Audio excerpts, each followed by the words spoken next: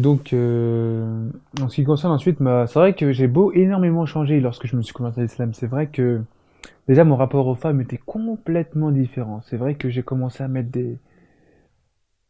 plus de barrières, on va dire, c'est-à-dire que j'acceptais moins de.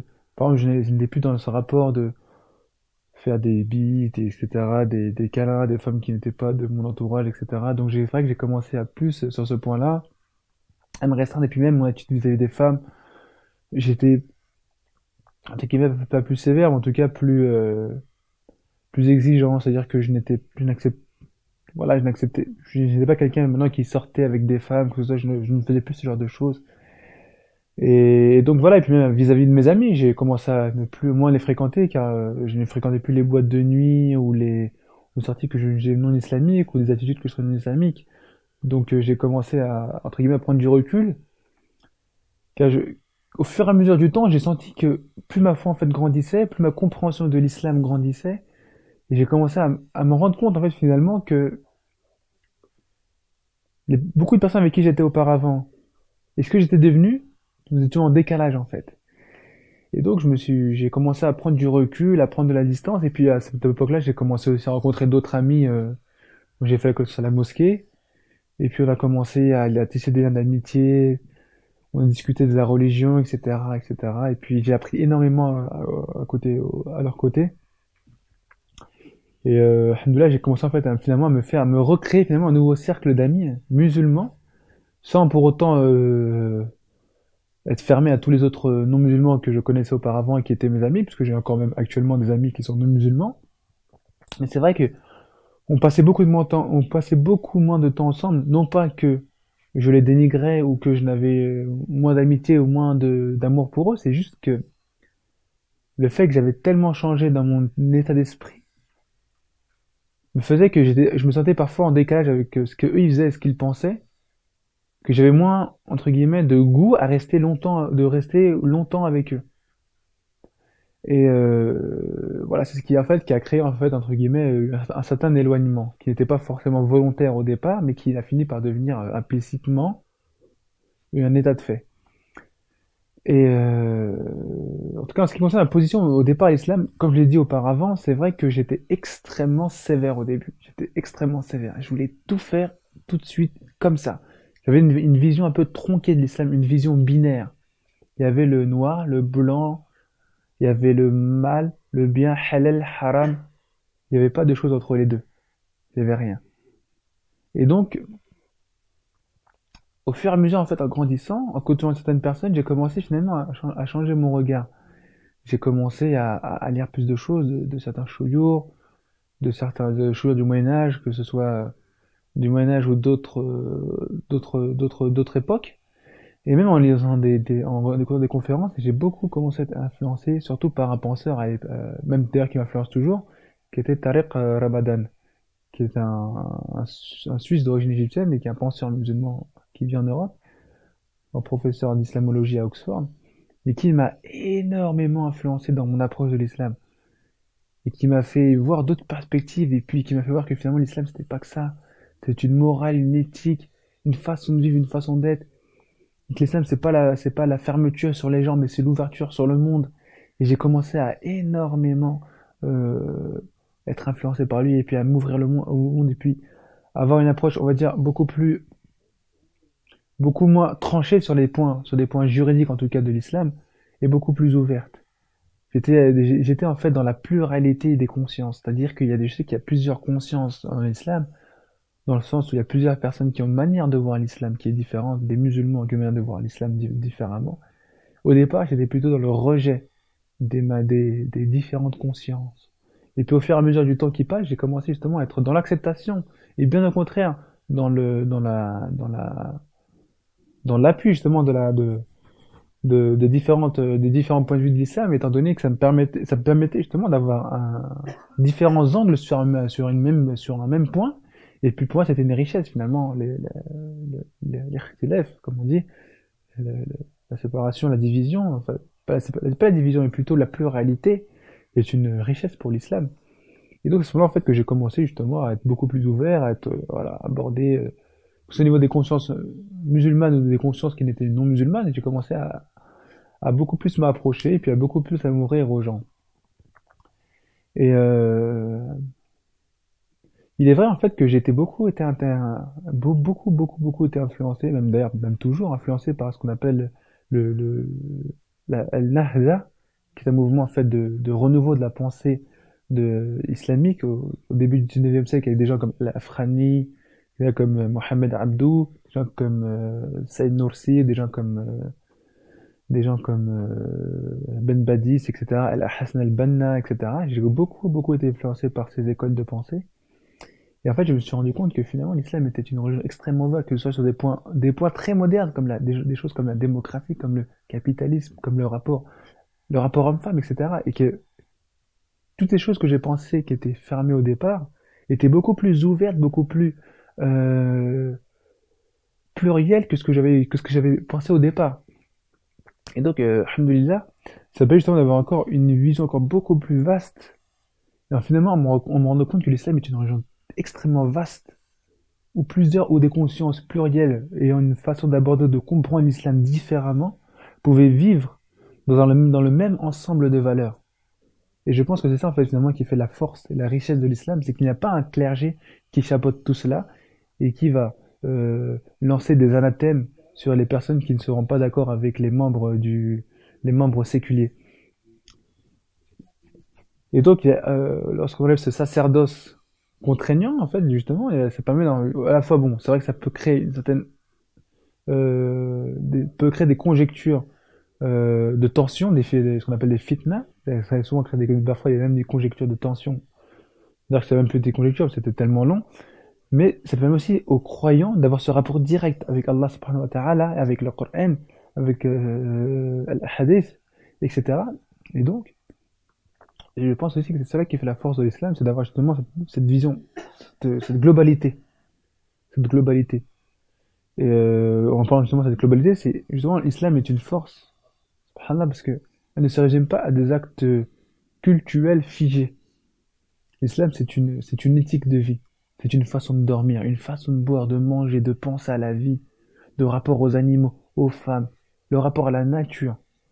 Tout ce rapport-là, en fait, et non pas codifié, comme le peuvent le penser certains détracteurs, certains orientalistes mal intentionnés, mais au contraire, il est régularisé, mais de manière extrêmement large, qui permet aux croyants d'avoir une perspective différente sur différents points.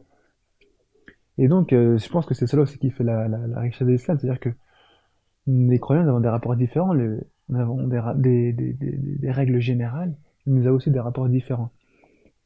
Et donc l'islam, justement, le fait de cette globalité qui à la fois englobe tous les espaces de la vie, tous les points de la vie, de la vie, comme disait quelqu'un, du berceau jusqu'à la tombe, et qui englobe aussi à la fois des consciences plurielles, c'est-à-dire que des personnes qui ont une perspective différente vis-à-vis de la religion, c'est une force extrêmement forte, et c'est peut-être aussi ce qui explique que l'islam est une religion qui est à tel point dans l'expansion, et qui est, bon, hormis que ce soit la vérité, c'est serait-ce que la perfection de, de, de, de ce qu'elle est. Subhanahu wa ta'ala, Subhanahu wa ta'ala, d'ailleurs, elle a dit, de toute façon, l'islam et la vérité, c'est celle qui régnera à la fin des temps. Et puis d'ailleurs, on le voit. C'est là que les gens plébiscitent, c'est la religion que les gens plébiscitent le plus. Et donc voilà. Et puis je pense avoir tout dit, hein. Donc ensuite, en ce qui concerne l'état du monde islamique actuellement, donc bon, je pense pas être isolé en disant que l'état du monde islamique en fait est justement en fait, enfin une partie en fait est en échec malheureusement, en échec sur plusieurs points, à la fois sur le plan politique, sur le plan économique, sur le plan sociétal et culturel.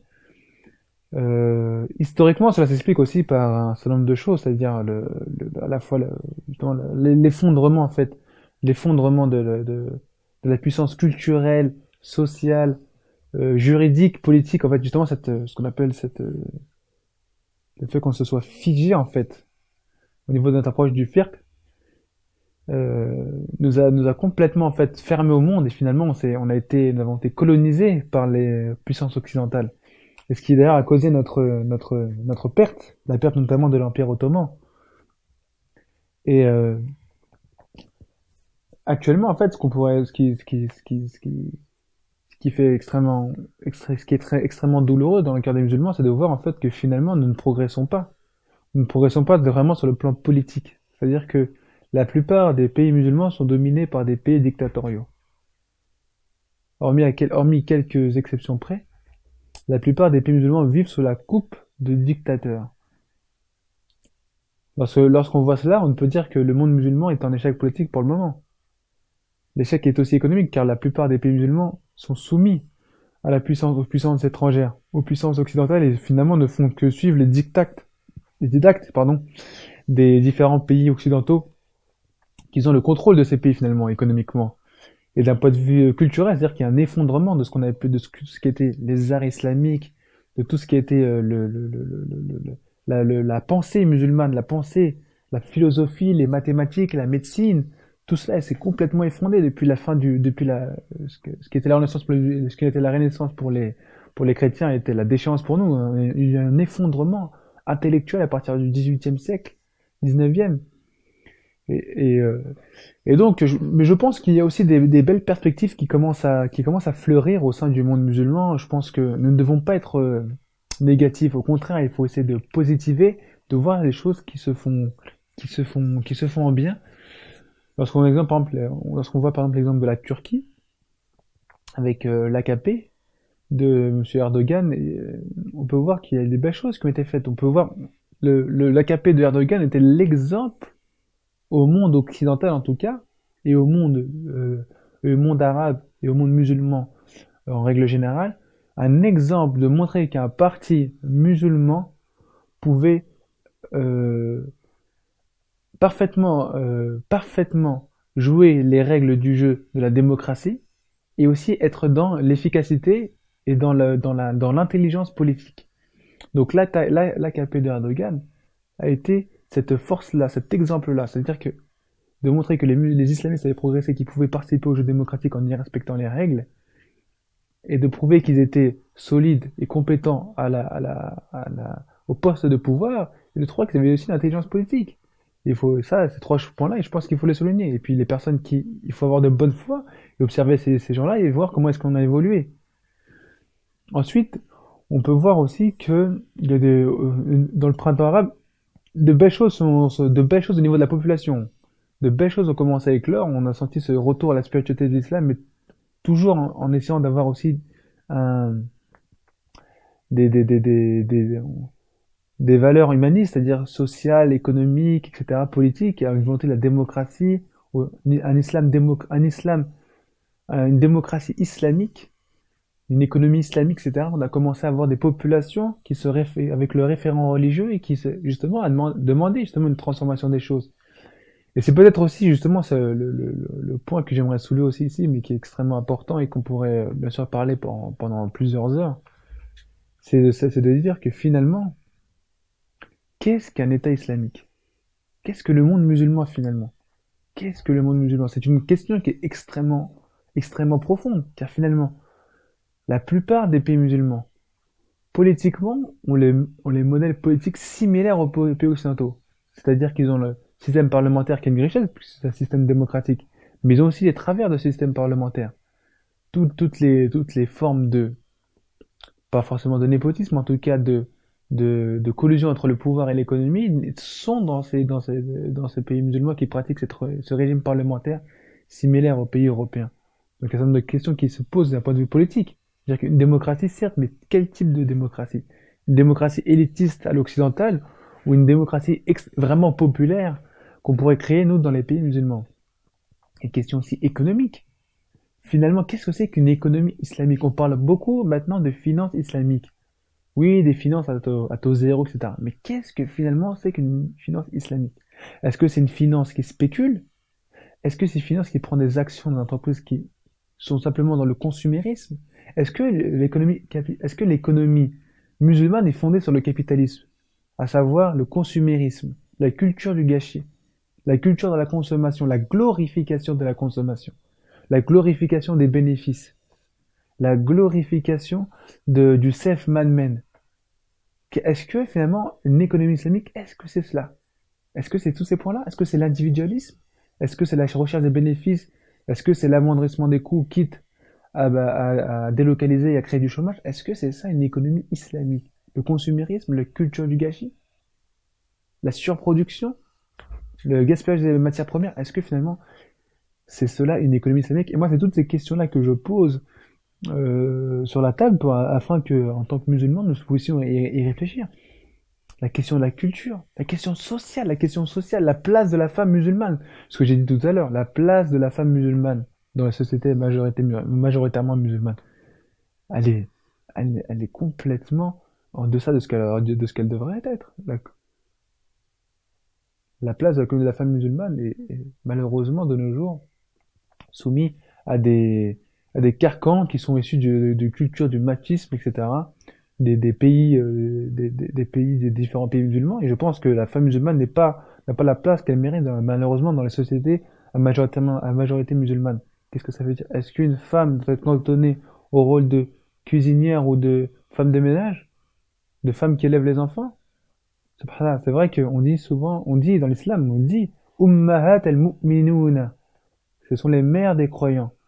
Mais si nous voulons être des croyants modèles, les mères ne doivent pas être les modèles.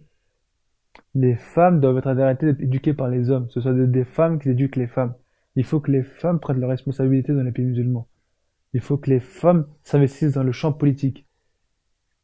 Il faut que les femmes s'investissent dans le champ culturel, dans le champ social, dans le champ économique. Et à ceux qui peuvent me dire, je suis un libéral ou un communiste ou musulman, attention, je leur réponds que même dans l'histoire de l'islam, il y a toujours eu des femmes aux avant-postes de l'islam. Les femmes, regardez au Moyen-Âge, il y a des traditions qui sont rapportées que des femmes donnaient des conférences dans des places publiques, des femmes savantes, elles donnaient des conférences dans des places publiques. Hein? Qu'est-ce que ça veut dire? Les femmes étaient actives. Aïcha radiallahu anha, qui disait dans un hadith, elle disait, béni soient les femmes des Ansar. Béni soient les femmes des Ansar, dont la pudeur n'empêche pas d'aller poser les questions. Qu'est-ce que ça veut dire? Maintenant, on cantonne, lorsqu'une femme va chercher la science, on va la rebuter, on va lui dire non. Reste à la maison. C'est pas ça que tu dois aller chercher, toi. Toi, tu dois pas être médecin, tu dois pas être ingénieur, tu dois pas être tu dois pas être avocat. Non, non, toi, tu dois juste élever les enfants, c'est ça que tu fais. Subhanallah, qui était, et Aïcha radiallahu anha, n'était pas une savante. Elle n'était pas une savante. Et combien de femmes, d'ailleurs, même dans les biographies de grands savants, nous voyons que dans leur chaîne de professeurs, il y a des femmes. Il y a des femmes, subhanallah. Et qu'est-ce que ça veut dire? Donc je pense que la femme musulmane doit doit prendre son destin en main. Elle ne doit pas être actrice de son histoire, mais doit être sujet. Elle doit être sujet de son histoire. Et je pense qu'actuellement, elle est trop actrice et l'objet, malheureusement, de, de, de carcans, comme je l'ai dit tout à l'heure, de carcans et de stéréotypes et de caricatures de la part de nombreux hommes musulmans qui ont une vision traditionnaliste et non pas une vision islamique. Et sur le point aussi, sur le point culturel, je pense que énormément de musulmans nous sommes complètement réfrénés sur le plan des sciences, sur le plan des sciences que ce soit techniques ou humaines, ou le champ des arts, etc.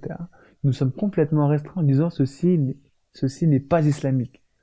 Mais bien au contraire, c'est à l'époque où nous avons été prolixes, je dis bien ce mot-là, avec j'utilise bien ce mot-là, car c'est le mot adéquat, prolixe, nous avons été prolixes dans nos productions culturelles, dans les arts, dans la médecine, dans les sciences techniques, dans les sciences humaines. Les philosophes, Ibn Sirin, pardon, excusez-moi, Ibn Sirin, le médecin. Qu'est-ce que ça veut dire? Ibn Sirin, les grands philosophes de l'islam, les grands mathématiciens de l'islam, où sont-ils de nos jours? Où sont-ils? Des conservateurs leur expliquent, ou des littéralistes leur disent ça c'est haram. Ça, c'est haram. On a pas, c'est de la perte de temps de faire ça. Mais regardez où est-ce qu'on en est tombé, malheureusement, subhanallah. Et que je suis un peu dur avec nous-mêmes. Mais c'est avec des paroles dures qu'on va pouvoir peut-être remonter la pente. Mais nous avons été complètement effondrés par ce genre de, de point de vue, ce genre de façon de voir l'islam conservatrice, littéraliste. Nous avons été complètement obstrués dans notre avancement vers l'avenir. Et je pense qu'actuellement, c'est le travail des musulmans en fait et des intellectuels musulmans dans les communautés musulmanes, dans la société à majorité musulmane, de travailler sur cet effort-là, justement de retravail culturel, de production culturelle, de production intellectuelle, etc., afin de pouvoir de nouveau revenir sur le devant de la scène. Et en ce qui concerne en tout cas la différence entre l'Occident et le monde musulman, c'est une question à la fois qui est complexe. On pourrait facilement dire, il y a une grosse différence à la fois peu. Il est vrai que l'Occident actuel est né de l'islam, est né de tout ce qui était la production intellectuelle de l'islam, que ce soit au niveau des arts ou de la culture, des arts, sciences techniques ou de sciences humaines. C'est vrai que ce qu'on appelle la Renaissance, finalement, était finalement en fait une redécouverte, ou plutôt et aussi une découverte en fait de finalement ce que les musulmans avaient fait. Et donc il y a déjà un lien de causalité entre le monde islamique et le monde occidental. Maintenant, c'est vrai qu'actuellement, on peut dire que le décalage entre le monde islamique et le monde occidental peut être différent selon un pays ou un autre. Il est vrai que d'un point de vue religieux, la différence est énorme nous sommes de deux religions différentes et que la plupart d'ailleurs même en Occident sont non religieux. Donc déjà sur ce point-là, il y a un décalage qui est énorme. Maintenant, la question qui se pose, c'est finalement, est-ce que nous vivons comme des Occidentaux? Car c'est ça la question finalement, et que je pense que je peux répondre sans peur avec l'affirmatif. Finalement, nous sommes des musulmans, mais nous vivons à la manière occidentale. Nous vivons, nous regardons le même type d'émissions. Certes, des fois dans des langues différentes ou avec des habits différents, mais c'est les mêmes émissions. Nous avons la même façon de consommer. Nous avons la même façon finalement de notre rapport au travail, le rapport à l'argent. Et finalement, hormis les langues ou les sphères culturelles qui sont différentes, sur les points économiques, politiques, nous sommes finalement beaucoup plus proches de l'Occident beaucoup plus proches de l'Occident que du modèle islamique. Donc c'est plutôt, je pense que c'est plutôt une question qui est assez complexe. Euh, Par contre, je pense qu'en tant que musulman, on peut vivre parfaitement en Occident, dans les sociétés dans les sociétés occidentales, en étant parfaitement musulman, car il n'y a aucune loi entre guillemets, à part à part en France, la loi sur la burqa et la loi sur le voile, mais hormis ces deux lois-là. Et donc, en ce qui concerne la darwa à proprement dit, je pense que finalement, elle doit être faite de manière intelligente et plurielle. Dans le sens intelligente et plurielle, c'est-à-dire que nous sommes des musulmans, certes, mais comme je l'ai dit au départ, enfin auparavant plutôt, c'est que notre religion en fait elle englobe plusieurs consciences musulmanes. Et donc les musulmans, les non-musulmans doivent aussi prendre conscience de cette chose-là. C'est-à-dire qu'il n'y a pas un seul discours musulman, une seule façon de voir l'islam. Il y a plusieurs façons de voir l'islam. Et donc, à partir de ce moment-là, à partir de ce moment où on accepte cela, qu'il y a des voix plurielles, une pluralité des visions et de compréhension et des pensées dans l'islam, je pense qu'il faut savoir aussi présenter ces choses-là à un non-musulman afin que lui-même puisse voir que dans la religion, dans sa globalité. Et donc, je pense aussi, la deuxième des choses, c'est que la diffusion de l'islam, elle se fait de manière individuelle aussi. C'est-à-dire que chaque musulman a aussi une responsabilité. Vous êtes des témoins sur terre. C'est-à-dire que nous sommes des témoins, nous sommes là pour témoigner. Adar ou shahada. Nous sommes en fait finalement dans des maisons du témoignage. Et je pense que c'est cela en fait que chaque musulman doit finalement intégrer à son esprit et puis comprendre, c'est que nous sommes finalement dans nos actes quotidiens et dans notre rapport quotidien à des non-musulmans, c'est ça qui fait la darwa, c'est notre comportement, notre adab aussi, la façon d'être avec les gens, notre façon d'être au travail, notre façon d'être à l'école. C'est ça qui fait la darwa chez les musulmans, c'est ça qui va nous faire progresser. C'est pas des grandes phrases ou des grandes tirades ou des grands traités sur l'islam qui vont faire progresser l'islam, c'est les actes aussi, la façon d'être des musulmans. Et je pense que c'est cela aussi. Lorsque les gens nous voient toujours dans un marasme, dans une misère sociale, ou toujours dans les bassins de criminalité, c'est malheureux. C'est vrai qu'il y a aussi des causes étatiques. Je ne vais pas rejeter la faute sur les individus. Il y a des causes étatiques, et des causes sociologiques et des causes économiques. Mais lorsque les gens nous voient avec une autre vision, ne nous voyaient pas toujours dans ce même registre de misère sociale, de délinquance, de criminalité, ou etc., je pense qu'en tout cas en France en tout cas, nous aurions les non-musulmans auraient une autre vision, une autre perspective des choses. Je pense que la darwa, en tout cas au niveau français, ça doit se faire sur ce point-là. Après, au niveau international, je pense que c'est les autorités musulmanes qui doivent faire preuve d'ouverture d'esprit, qui doivent faire preuve de contact avec des non-musulmans, de créer des assemblées avec des non-musulmans, de créer des choses, de coopération. Et je pense que c'est comme ça, en fait, en affichant notre islamité, et toujours dans la justice, bien sûr, on y reviendra tout à l'heure, mais dans cette de justice, d'intégrité, de respect de l'autre, de respect de la vie humaine, de respect d'un certain nombre de principes. Je pense que c'est avec cela, en fait, que nous pourrions faire que la darwa, je pense qu'elle serait efficace et puis qu'elle pourrait progresser de manière un peu plus importante, en tout cas, à mon sens, bien sûr. En ce qui concerne Allah subhanahu wa ta'ala, Allah subhanahu wa ta'ala, c'est c'est- c'est le créateur de l'univers, c'est lui-même, c'est lui, de toute façon, qui est le, le souverain des souverains, comme il dit. Et je pense que finalement, il faut toujours aussi ne pas oublier qu'il y a les hommes, il y a les hommes de pouvoir, mais au-dessus, il y a Allah subhanahu wa ta'ala. Et je pense que c'est une chose que nous devons chaque musulman intégrer, c'est-à-dire qu'il y a les hommes, mais il y a aussi Allah subhanahu wa ta'ala, ne pas oublier Allah subhanahu wa ta'ala. Pour faire, lorsqu'on fait une cause, et finalement, si les hommes nous rejettent, Allah subhanahu wa ta'ala, s'il nous agrée, tout nous est possible. Et c'est ça aussi l'amour d'Allah subhanahu wa ta'ala. L'amour envers Allah subhanahu wa ta'ala. C'est finalement le hadith de Jibril. Dire que de croire en Allah comme si tu le voyais et sache que lui, que si toi tu penses qu'il ne te voit pas, sache que lui il te voit. Ce n'est pas attention, tu vas avoir une sanction, on t'a vu pécher. C'est pas ça. C'est justement dans les moments d'intimité où tu souffres, où personne n'est au courant de ta souffrance. Et de dire, Allah subhanahu wa ta'ala, il sait ce que j'ai dans mon cœur. Il sait ce que je ressens. Il sait quand je traverse quelque chose de difficile. Ou quand tu partages un bonheur en solitaire. Tu te dis, Allah subhanahu wa ta'ala, il connaît ce bonheur-là. Il connaît. Dans le moment de difficulté profonde, Allah subhanahu wa ta'ala est avec toi. Nous ne cheminons jamais tout seul. Nous sommes toujours avec lui. Toujours dans chaque moment de la vie. Dans les désespoirs, dans le moment dur, dans les difficultés. C'est ça, l'ihsan. C'est-à-dire que savoir que Allah subhanahu wa ta'ala, il est avec nous dans le bonheur, dans la joie. Et non pas sous une surveillance accrue, comme si il y avait un mirador, etc. Mais plutôt dans la proximité au divin, la proximité à Allah subhanahu wa ta'ala. C'est ça le ihsan. C'est de ressentir que même dans le moment de difficulté, Allah subhanahu wa ta'ala, il nous épaule, il nous soutient. Et c'est ça l'esprit du musulman. Et c'est ça que le prophète Mohammed sallallahu alayhi wa sallam, il nous a enseigné d'ailleurs dans tous les hadiths. Vraiment, les hadiths, c'est un enseignement. Ce n'est pas que des textes dans lesquels on extrait la loi. C'est aussi des textes dans lesquels on regarde les principes. Qu'est-ce qu'ils sont les principes directeurs finalement de l'islam?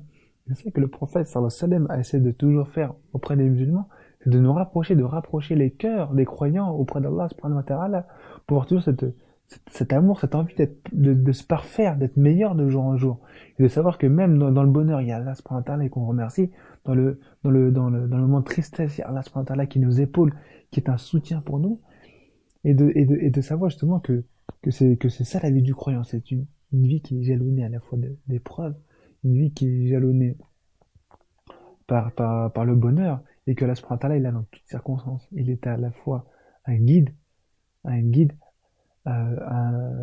l'ami intime vers lequel on se confie, et puis le soutien dans les épreuves. Et puis c'est ça aussi la science de la prière. La prière, c'est un rappel, c'est un dhikrullah, c'est un rappel à Allah subhanahu wa ta'ala. Ce n'est pas une punition ou quelque chose d'extrêmement dur. On n'a pas voir cela comme une lourdeur sur les épaules, mais plutôt comme un moyen de s'élever.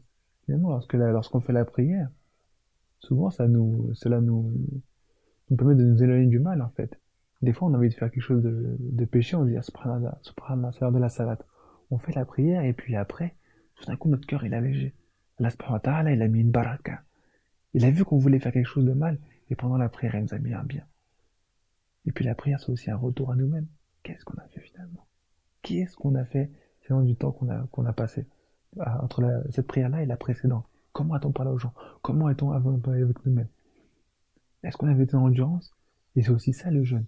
Car le jeûne, c'est aussi le retour de montrer à quel point finalement nous sommes faibles. Quel point nous sommes faibles. Qui sommes-nous? Donc c'est cela aussi le sens du jeûne. Le sens du jeûne, c'est de se rappeler à Allah subhanahu wa ta'ala, de se rappeler les gens les plus miséreux. Lorsque nous mangeons dans l'abondance, sache que nous sommes des gens, des frères et des sœurs, des gens qui ne sont pas aussi musulmans, mais qui sont dans la misère. Ya ayyuhannas taqullah. Ça veut dire quoi? Qu'est-ce que ça veut dire taqullah? Ça veut dire rappelez-vous Allah, craignez-le, rappelez-vous, craignez-le, craignez, craignez justement de ne pas bénéficier de cet amour, de ne pas bénéficier de cet amour. Car cet amour que nous ressent pour Allah subhanahu wa ta'ala, c'est une bénédiction, c'est une baraka. Tous ces actes cultuels, finalement, le pèlerinage, etc., sont finalement en fait des actes qui nous permettent de nous rapprocher d'Allah subhanahu wa ta'ala. Tout est fait justement dans la vie de musulmans, dans cette globalité en fait. Justement même dans ce rapport avec l'hygiène, dans les ablutions, dans l'hygiène du corps, qui finalement qui est le fait de se purifier, et finalement quelque chose qui à la fois bon purifie le corps, mais purifie spirituellement. C'est-à-dire que lorsqu'on sent passer ses mains sur ces parties différentes membres de son corps, on sent qu'on est en train de nettoyer quelque chose, on se sent mieux. À la fois quelque chose qui agit sur le point physique, c'est-à-dire que si on est sale, on peut se nettoyer, mais sur le point spirituel, psychologique, on se sent comme si de nous-mêmes, comme si on passait nos mains et à la fois on essayait de se dégager de ses péchés par la force d'Allah subhanahu wa ta'ala. C'est vraiment d'une grande beauté, extrêmement, d'une très grande beauté. En tout cas, le musulman doit toujours se dire que ne doit pas être le musulman ne doit pas être dans la peur constante de l'enfer. Il est vrai qu'il doit se rappeler l'enfer car ça permet de l'éloigner du péché. Mais, n'oublions pas que l'islam ce n'est pas un code pénal. C'est pas une religion qui est fermée et nous ne pensons qu'au châtiment.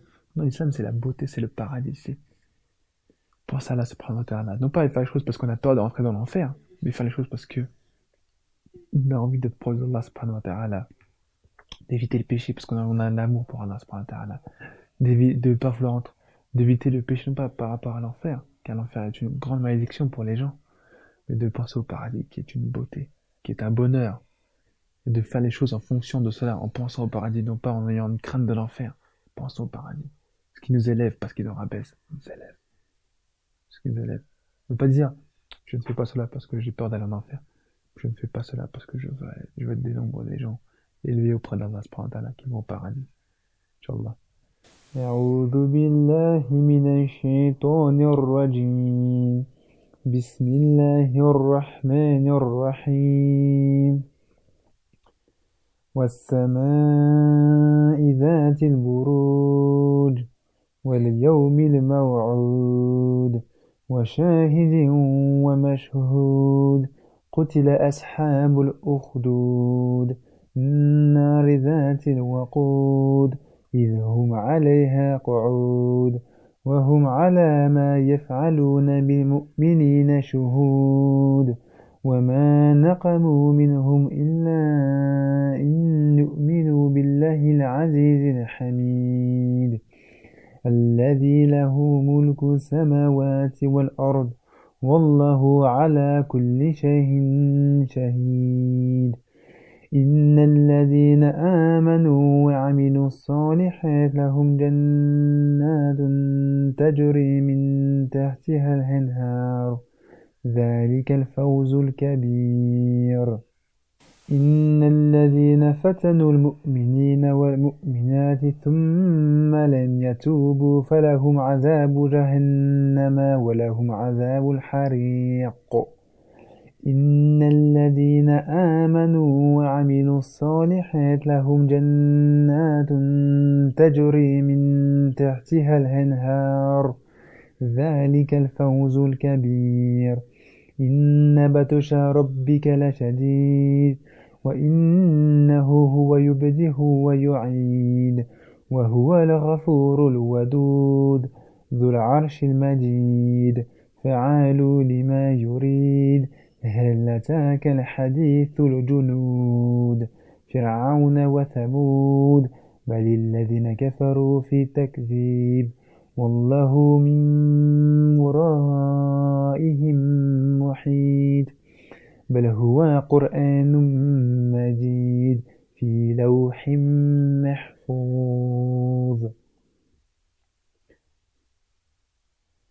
بسم الله الرحمن الرحيم ويل للمطففين الذين إذا اكتالوا على الناس وإذا اكتالوا على الناس يستوفون وإذا كالوهم أو وزنوهم يخسرون ألا يظن أولئك أنهم مبعوثون ليوم عظيم يوم يقوم الناس لرب العالمين كلا إن كتاب الفجر لفي سجين وما أدراك ما سجين كتاب مرقوم يشهده المقربون كتاب مرقوم ويل يومئذ للمكذبين الذين يكذبوا بيوم الدين وما يكذب به إلا كل معتد أثيم إذا تتلى عليه آياتنا قال أساطير الأولين كلا بل ران على قلوبهم ما كانوا يكسبون كلا إن ربهم يومئذ عن كلا إن هذه تذكرة